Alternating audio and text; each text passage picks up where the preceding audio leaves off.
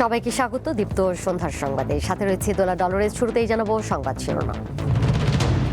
মহেশখালীতে আগুনে ক্ষতিগ্রস্ত LNG terminal আংশিক চালু, জাতীয় গ্রিডে গ্যাস সরবরাহ শুরু। বিকাল থেকে গ্যাস সঞ্চালন আবার শুরু হবে। স্বাভাবিক হতে 2-3 দিন লাগবে, মিনিমাম 2-3 দিন লাগবে। জুলাইতে ছাত্রলীগকে হামলার নির্দেশ দেন ওবায়দুল কাদের, ট্রাইব্যুনালে ফোন আলাপের রেকর্ড উপস্থাপন। গণভোটের রায় বাস্তবায়নের দাবিতে ঢাকায় মহা সমাবেশ সহ 4 বিভাগে লং মার্চ কর্মসূচি ঘোষণা 11 দলের।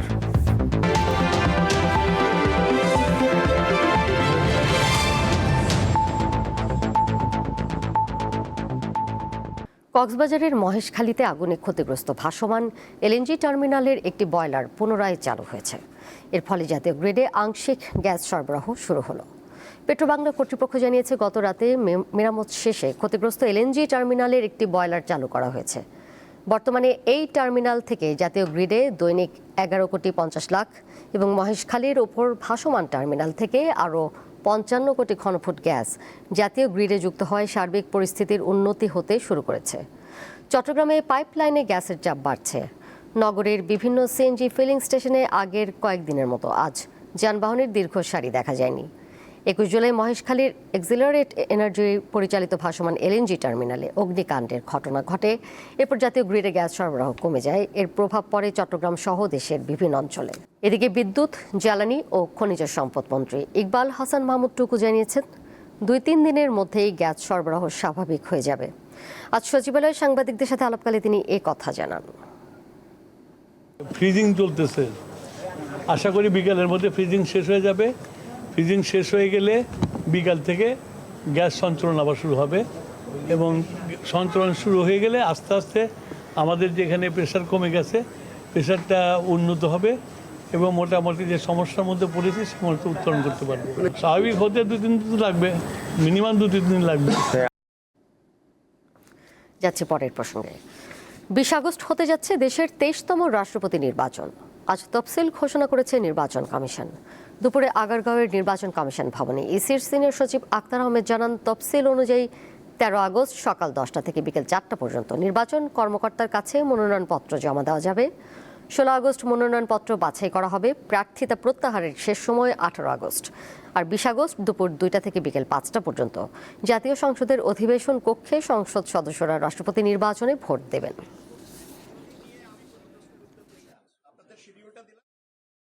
মনোনয়নপত্র দাখিলের তারিখ হচ্ছে 13ই আগস্ট 2026 বৃহস্পতিবার সকাল 10টা থেকে বিকাল 4টা পর্যন্ত।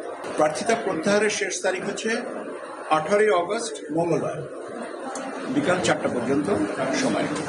আর ভোট গ্রহণের তারিখ ও সময় হচ্ছে 20 আগস্ট বৃহস্পতিবার অপরাহ্ন 2টা থেকে বিকাল 5টা পর্যন্ত। জুলাই হত্যাকাণ্ডের মামলায় কার্যক্রম নিষিদ্ধ আওয়ামী লীগের সাধারণ সম্পাদক ওবায়দুল কাদেরের একটি ফোন আলাপের রেকর্ড আন্তর্জাতিক অপরাধ ট্রাইব্যুনালে উপস্থাপন করেছে প্রসিকিউশন। তাদের দাবি, 2024 সালের 11 জুলাই ওবায়দুল কাদের ছাত্রলীগের সভাপতি সাদ্দাম ও সাধারণ সম্পাদক ওয়ালি আসিফ ইনানকে ফোন করে শিক্ষার্থীদের ওপর হামলার নির্দেশ দেন। জুলাই গণ অভ্যুত্থানের সময়কার মানবতাবিরোধী অপরাধে কার্যক্রম নিষিদ্ধ আওয়ামী লীগের সাধারণ সম্পাদক ওবায়দুল কাদের সহ 7 আসামির বিরুদ্ধে করা মামলার সাক্ষ্য গ্রহণ শেষ হয় গত 2 আগস্ট। 4 আগস্ট যুক্তিতর্ক শুরু করে প্রসিকিউশন। বৃহস্পতিবার যুক্তিতর্কের দ্বিতীয় দিনে ট্রাইব্যুনালে একটি কল রেকর্ড দাখিল করেছে প্রসিকিউশন। সমাবেশ মাত্র শেষ করলাম, আর ওদের প্রোগ্রাম চলতেছে। 3000-এর মতো স্টুডেন্ট আছে। 8:30টায় সংবাদ সম্মেলন করবে।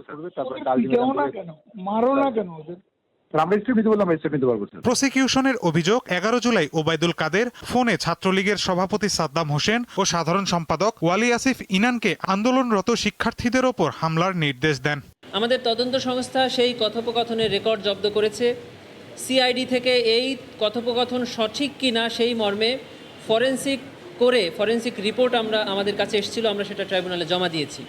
আমরা ট্রাইব্যুনালে দেখিয়েছি যে being a secretary of the political party, তারই সাবঅর্ডিনেট একজন ছাত্রলীগের সভাপতিকে উনি নির্দেশ দিচ্ছেন যে পিটাও না কেন, ওদের মারো না কেন, বাড়তে দাও কেন, এই 3টি শব্দের মাধ্যমে এইটি আন্তর্জাতিক অপরাধ ট্রাইব্যুনাল আইনের সেকশন 3 সাবসেকশন 2 এর অধীনের একটি অপরাধ, যেটাকে আমরা বলি ইনসাইটমেন্ট। ওবায়দুল কাদেরের এমন উস্কানিমূলক কথায় ছাত্রলীগের নেতাকর্মীরা উজ্জীবিত হয় বলে দাবি প্রসিকিউশনের। ওবায়দুল কাদের সাহেবের বিরুদ্ধে প্রথম যে অভিযোগ সেটি হলো 15 তারিখে ঢাকা বিশ্ববিদ্যালয়ের 3 শতাধিক ছাত্র জনতাকে আহত করার উস্কানিদাতা হিসাবে আমরা তার এই তৎকালীন পত্র পত্রিকা উপস্থাপন করেছি। সাথে সাথে দেখিয়েছি যে ইউএনরে যে রিপোর্ট জমা দিয়েছিল জুলাই গণঅভ্যুত্থানের পরে, সেখানে ওবায়দুল কাদের সাহেবের নাম উল্লেখ করে ইউএন রিপোর্টে বলা আছে যে তিনি being the secretary of Awami League এবং তৎকালীন একজন মন্ত্রী হিসাবে তার অধীনস্থ ছাত্রলীগকে এবং যুবলীগকে এবং আওয়ামী লীগের সশস্ত্র নেতাকর্মীদেরকে তিনি বিভিন্ন শব্দে বিভিন্ন বক্তব্যে উস্কানি দিয়েছিলেন। জুলাইয়ের মানবতা বিরোধী অপরাধের এই মামলার পরবর্তী যুক্তিতর্ক উপস্থাপন হবে আগামী রবিবার। মাহিদুর রহমান, দীপ্ত সংবাদ, ঢাকা। গণভোটের রায় বাস্তবায়নের দাবিতে 4 বিভাগে লং মার্চ কর্মসূচি ঘোষণা করেছে জামায়াতে ইসলামীর নেতৃত্বাধীন 11 দলীয় ঐক্য। 5 সেপ্টেম্বর ঢাকা থেকে চট্টগ্রামের পথে লং মার্চ দিয়ে এই কর্মসূচি শুরু হবে। দুপুরে রাজধানীর মুক্তাঙ্গনে এই ঘোষণা দেন জামায়াতে ইসলামীর আমির শফিকুর রহমান।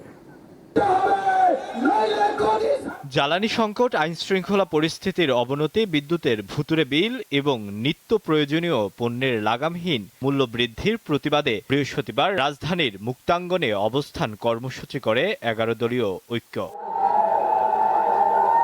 বৃষ্টি উপেক্ষা করে ঢাকার বিভিন্ন প্রান্ত থেকে নেতাকর্মীরা সমাবেশস্থলে জড়ো হন। হাঁড়ি, পাতিল ও গ্যাসের চুলা নিয়ে আসতে দেখা গেছে ভুক্তভোগীদের। অবস্থান কর্মসূচি থেকে বিদ্যুৎ ও গ্যাস সংকট মোকাবেলায় 11 দফা দাবি তোলেন জোটের নেতারা। আমরা দেখছি রাস্তাঘাটে মহিলারা মিছিল করছে, হাঁড়ি পাতিল নিয়ে মিছিল করছে, হারিকেন নিয়ে মানুষ নেমে আসছে, কারণ গ্যাস নাই এবং বিদ্যুতের বিল অপ্রয়োজনীয়ভাবে ভুতুরে বিল দিচ্ছে। আমরা জানতাম এই অত্যাচার করবে, কারণ গণভোটের গণরায় যেই সরকার মানে না, জনগণের কোনো দাবি দেওয়া এই সরকার পূরণ করবে না। বার্মা থেকে ওনাকে এলএনজি আমদানি করবার চিন্তা করছেন, এটা কি আপনারা বুঝে শুনে এই কথাগুলো বলছেন? যেই বার্মার সাথে আজকে আমাদের প্রায় 17 লক্ষ রোহিঙ্গা রিফিউজি এক্সচেঞ্জ এবং রিপাট্রিয়েশন আলোচনা এখনো সমাপ্ত হয় নাই। দেশের 4টি বিভাগে লং মার্চ কর্মসূচির ঘোষণা দেন জামায়াতে ইসলামীর আমির। আমাদের এই চলমান আন্দোলন 5 সেপ্টেম্বর ঢাকা থেকে চট্টগ্রামের পথে লং মার্চ। আমরা পরিষ্কার বলে দিচ্ছি, এই লং মার্চ জনগণের দাবি আদায়ের জন্য। অতীতের কায়দায়, ফেসিবাদী কায়দায় আমাদের লং মার্চে যেন কোনো বাধা দেওয়া না হয়। যদি বাধা দেওয়া হয়, লং মার্চ দ্বিগুণ শক্তিতে তার গন্তব্যে পৌঁছে যাবে ইনশাআল্লাহ। অবস্থান কর্মসূচি শেষে 11 দলের শীর্ষ নেতারা কর্মী সমর্থকদের নিয়ে সচিবালয়ের 2য় গেইটের দিকে পদযাত্রা করেন। পরে সেখানে পুলিশের বাধার মুখে পড়েন তারা। পুলিশ তাদের বুঝালে তারা সচিবালয়ের সামনে থেকে সরে যান। আলোয়ান খান, দীপ্ত সংবাদ, ঢাকা। যে কোনো দুর্ঘটনায় আহতদের সরকারি হাসপাতালের পাশাপাশি সকল বেসরকারি হাসপাতালেও চিকিৎসা দিতে হবে বলে রায় দিয়েছে আদালত। এ সংক্রান্ত একটি সার্কুলার জারি করতে স্বাস্থ্য মন্ত্রণালয়ের সচিবকে নির্দেশ দিয়েছে হাইকোর্ট। বৃহস্পতিবার বিচারপতি মোহাম্মদ হাবিবুল গনি এবং বিচারপতি সৈয়দ মোহাম্মদ তাজরুল হোসেনের দ্বৈত বেঞ্চ রায় দেয়। শুনানিতে এইচআরপি বিপক্ষের আইনজীবী ছিলেন মঞ্জিল মোর্শেদ। তিনি জানান, যে কোনো দুর্ঘটনায় আহতদের চিকিৎসা দিতে গড়িমসি করে বেসরকারি হাসপাতালগুলো। দেরিতে চিকিৎসার কারণে অনেকেই মারা যান, যা কোনোভাবেই কাম্য নয়। তাই দুর্ঘটনায় মৃত্যু কমাতে আদালত এ রায় দিয়েছে। তবে সুনির্দিষ্ট আইন থাকায় ক্ষতিপূরণের বিষয়টি সংশ্লিষ্ট আইনের মাধ্যমে নিষ্পত্তি হবে বলেও জানান মঞ্জিল মোর্শেদ।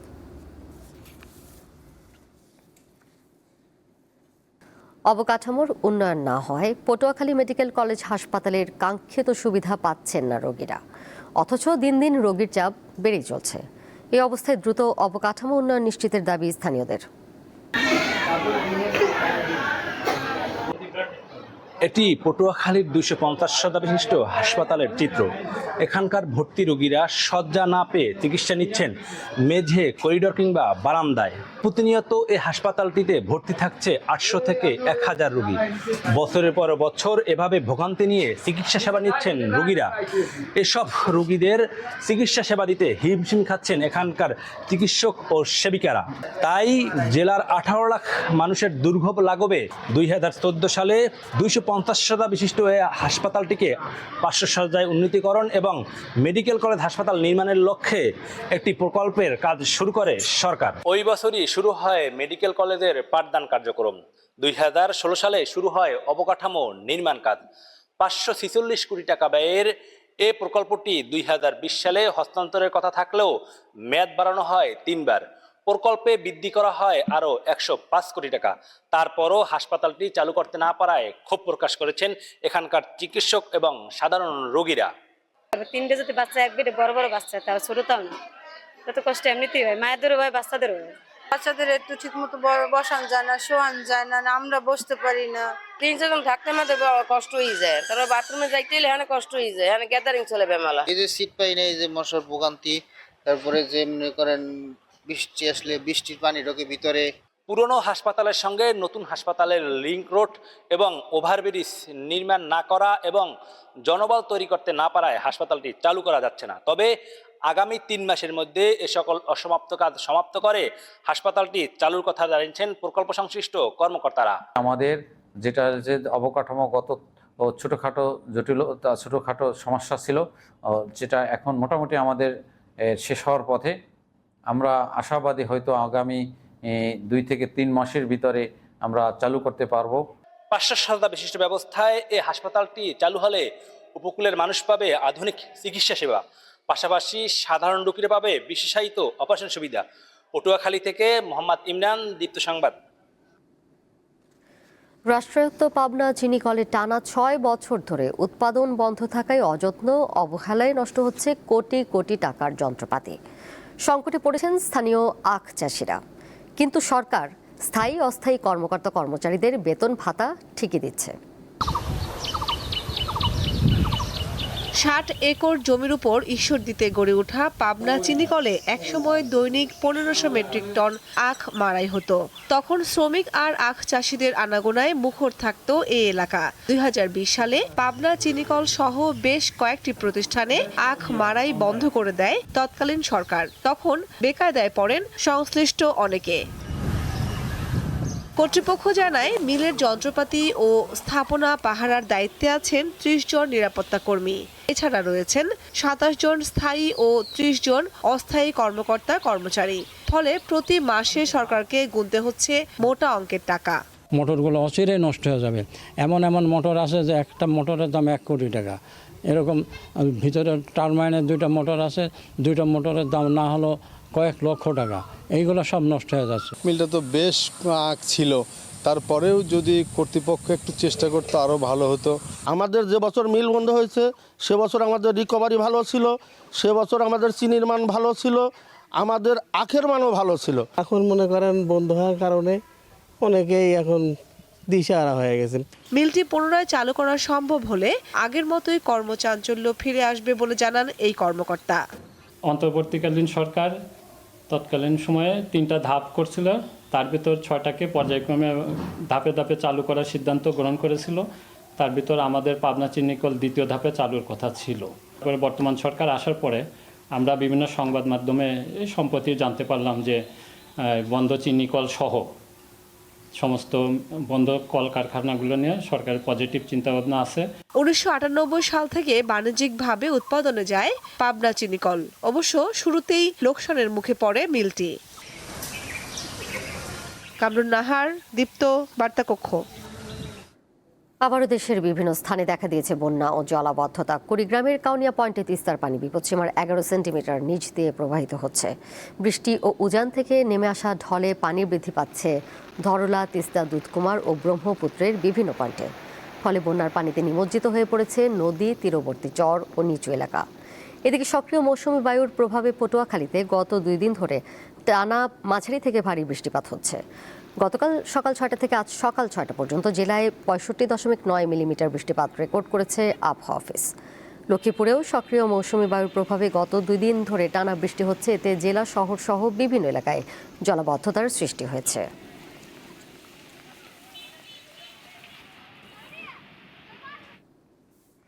এবারে জানাবো খেলার খবর। অস্ট্রেলিয়া সফরের একমাত্র প্রস্তুতি ম্যাচের প্রথম দিন শেষে বাংলাদেশের চেয়ে ২১২ রানে পিছিয়ে স্বাগতিকরা। টপ অর্ডারদের ব্যর্থতার দিনে দুর্দান্ত এক শতক হাকান মেহেদী হাসান মিরাজ। ডারউইনে টস জিতে আগে ব্যাট করে মিরাজের অপরাজিত ১০৯ রানের ইনিংসে ভর করে ২৬৩ রানে অল আউট হয়েছে সফরকারীরা। ব্যক্তিগত ০ রানে আউট হন তানজিদ হাসান ও অভিজ্ঞ মুশফিকুর রহিম। সাদমান ইসলাম ৩১ ও নাজমুল শান্তর ব্যাট থেকে আসে ৩৭ রান। তাতে প্রস্তুতি টেস্টে নিজেদের প্রথম ইনিংসে ২৬৩ রানে গুটিয়ে যায় বাংলাদেশ। অজি স্পিনার কোরি রচিচিও শিকার করেন ৬ উইকেট। জবাবে ব্যাট করতে নেমে ২ উইকেটে ৫১ রানে দিনের খেলা শেষ করে অস্ট্রেলিয়া। একটি করে উইকেট নেন পেসার তাসকিন আহমেদ ও হাসান মাহমুদ। ইংল্যান্ডে দীর্ঘ ক্যারিয়ারের পর এবার বাংলাদেশ ফুটবল দলের মিডফিল্ডার হামজা চৌধুরীর নতুন গন্তব্য হতে পারে আজারবাইজানের ক্লাব সাবা এফসি। স্থানীয় সংবাদ মাধ্যমের দাবি, এরই মধ্যে দুই পক্ষের সমঝোতাও হয়ে গেছে। তবে দল বদলের বিষয়ে এখনও আনুষ্ঠানিক ঘোষণা দেয়নি কোনো পক্ষ। গত মৌসুমে লেস্টার সিটির হয়ে না খেলে ইংলিশ ক্লাব শেফিল্ড ইউনাইটেডে খেলেছেন হামজা। এর আগে ওয়াটফোর্ডেও খেলেছেন তিনি। লেস্টারের হয়ে ২০২১ সালে এফএ কাপ জয়ের স্বাদ পেয়েছেন হামজা। একই বছরে জিতেছেন এফএ কমিউনিটি শিল্ডও। হামজা যদি সাবা এফসিতে যোগ দেন তাহলে ইউরোপীয় প্রতিযোগিতার খেলার সুযোগও পাবেন। আজারবাইজান প্রিমিয়ার লিগের বর্তমান চ্যাম্পিয়ন ক্লাবটি ইউএফা চ্যাম্পিয়ন্স লিগের বাছাই পর্বের প্রথম ২ রাউন্ড পেরিয়ে তৃতীয় বাছাই পর্বে জায়গা করে নিয়েছে।